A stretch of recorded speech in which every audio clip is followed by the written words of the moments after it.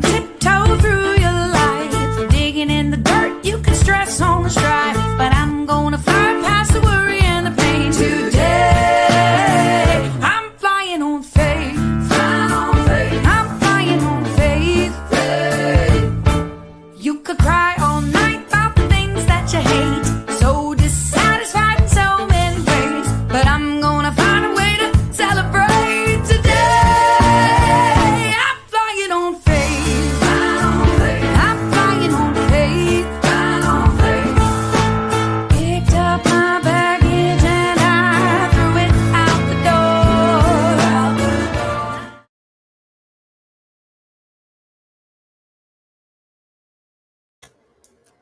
Good morning. Good morning.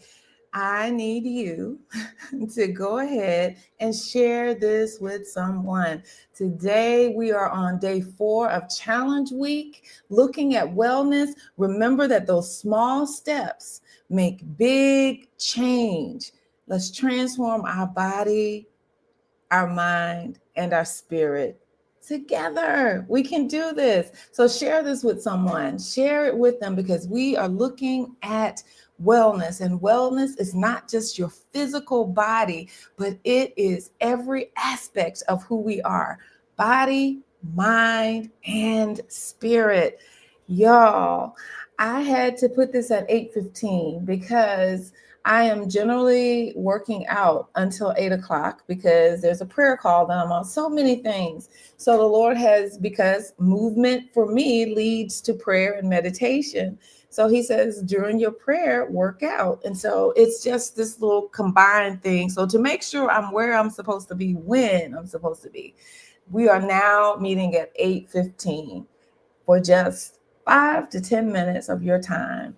I promise you that small steps will make big changes, and it will transform your body, your mind, and your spirit. So let's dive right on in. We're on day 4 of our challenge, and I have to give you my disclaimer. I am not a physician or a certified nutritionist. This should not be considered medical advice. You should see your physician before starting any exercise or diet program. I am a registered nurse, and I am enlisted into the army of the Lord. So let's dive right on in today. I do want to give us a quick update from this past week. If you missed one of the days, I say go back and listen.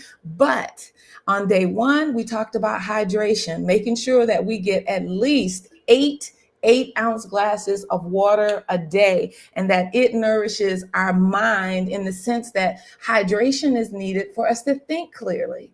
And if we're thinking clearly, we can enter into the presence of God, who has the water that will cause us to never thirst again. And day 2, we looked at a screen detox. Now, this is to continue for the whole week. Each day, you're adding a little bit more to it.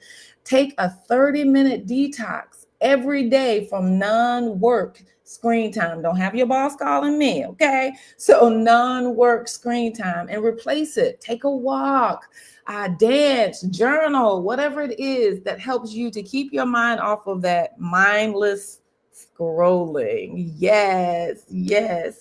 And so let's go on to day 3. Yesterday was stretch and move.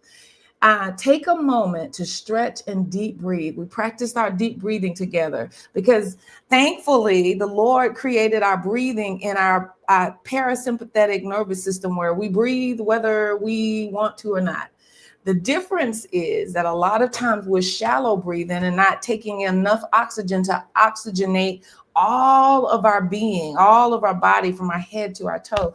And so we took a few seconds yesterday to deep breathe. And I'm going to do one of our practice deep breaths today. And it is simply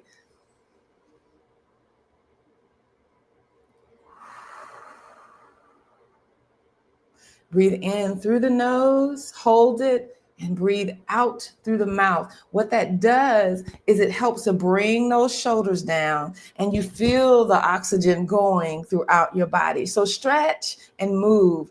Get some movement in there. My friend, Dr. Yvonne Moore, she's an OBGYN, and she says movement is medicine, y'all. Movement is medicine. And so on day 4 of our challenge, Mindful eating. I'm in school right now, guys. I'm finishing up my master's degree at the North Park Theological Seminary. I feel like if I'm going to be a pastor, I need to be equipped to rightly divide the word of truth. And one of the things that happens is when you're studying, if you're like me, you start throwing potato chips or you start throwing something just mindlessly in your mouth, and then you look and your bowl is empty and your paper is still not even finished. Am I the only one? Am I the only one? Thank you for sharing, Ray G. Thank you for sharing. Am I the only one who mindlessly eats? And today, I just feel like we're going to challenge each other and see what mindful eating does for our whole being. For our whole being. So let's start for our body. Mindful eating, which is where we're moving to, mindful eating. Today, I want you to take 5 minutes before you begin to eat your meal. You've got it prepared. You've gone in, you made your, I don't know, your chicken breast and salad, whatever it is you're eating, and you've gotten it together. Just take a few minutes to take some good, deep breaths before you eat and sit quietly and pray over your food and ask the Lord to bless it and ask him to be with you. Mindful eating, so that every bite that enters your mouth, it is out of appreciation for the fact that you have a beautiful meal set before you. That's going to help you digest your food better because you're going to begin to chew slowly. You know that what they say, chew 20 times before you swallow. I don't know what it is, but that mindful eating, it slows you down. And for your body, it helps with digestion, and it helps you to actually use the energy from your food in a more effective way. And so how does mindful eating help the mind? Be focused on the flavors in your food. This is an opportunity. Add those seasonings. Try those spices that you may have never tried before. But whatever it is you're eating, even yogurt, guys, I have this Greek yogurt that I turn into a smoothie.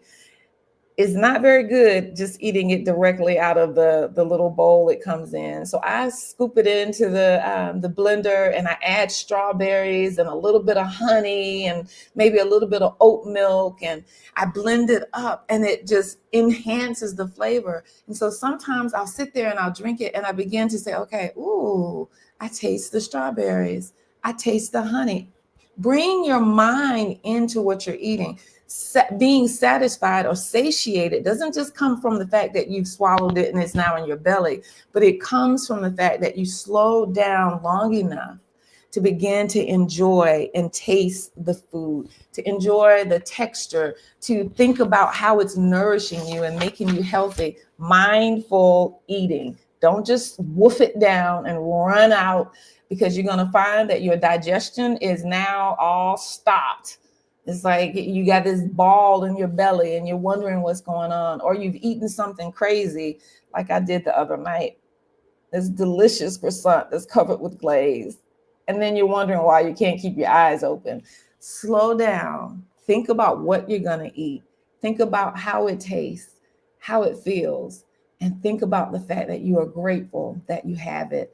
And then you go, well, Pastor V, how in the world are you going to incorporate spirit with this? Well, I am glad you asked. The scripture out of 1 Corinthians 10:31.